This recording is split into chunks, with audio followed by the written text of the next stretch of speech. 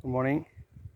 களிமண் கிளே சாயிலை எப்படி கன்வெர்ட் பண்ணுறது, நல்ல சாயிலாக எப்படி குவாலிட்டி ஃபெர்டைலாக எப்படி மாற்றுறது, கிளே சாயிலில் உங்களுக்கு பார்த்தீங்கன்னா கிளே சாயிலில் இருக்கிற நம்ம ட்ரீ எப்படி பிளான் பண்ணுறது அப்படின்ற மாதிரி தான் ஒரு ரிசர்ச் பண்ணி மொகோக்கனி சூட் ஆகும் அப்படின்ற மாதிரி மொகோக்கனி பண்ணது. 2 times கேஷுவாலிட்டி நிறைய ஆகிடுச்சு. ஆல்மோஸ்ட் ஒரு 2/3 வந்து லாஸ் ஆகிடுச்சு. அதுக்கப்புறம் நம்ம என்ன பண்ணோம்னாக்கா மழை தண்ணி, ஏன்னா வந்து கிளே சாயில் வந்து தண்ணி நல்லா ஹோல்ட் பண்ணிக்கும், அதாவது வந்து சக் பண்ணாது, உறிஞ்சாது.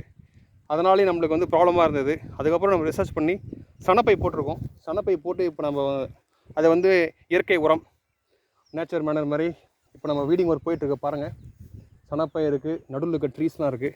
ஸோ போன முறை வந்து மழை பெஞ்சப்போ லாஸ்ட் இயரில் மழை பெஞ்சப்போ நிறைய பார்த்திங்கன்னா கேஷுவாலிட்டி ஆகிடுச்சு. இந்த 2 weeks நல்ல மழை பெஞ்சப்பையும் இங்கே நம்மளுக்கு வந்து கேஷுவாலிட்டி வரலை. காரணம், சணப்பை என்ன பண்ணுதுன்னா உங்களுக்கு வந்து ஹோல்ட் பண்ணிக்குது, தண்ணியை அது வந்து ஹோல்ட் பண்ணிக்குது.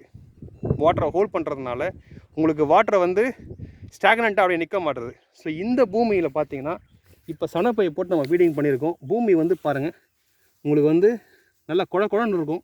மண் ஓரளவு இப்போது நல்லா இருக்குது. இதை நம்ம வந்து நல்ல ஒரு 2-3 times நல்லா வந்து ஃபீடிங் பண்ணிவிட்டு அதுக்கப்புறம் நம்ம வந்து செக் பண்ணலாம் எப்படி இருக்குது சாயில் அப்படின்ற மாதிரி. ஸோ கண்டிப்பாக எல்லோரும் வந்து சேவ் சாயில், சேவ் எர்த், நம்ம மரம் வளர்ப்போம், இயற்கையை பாதுகாப்போம். வாழ்க தமிழ்.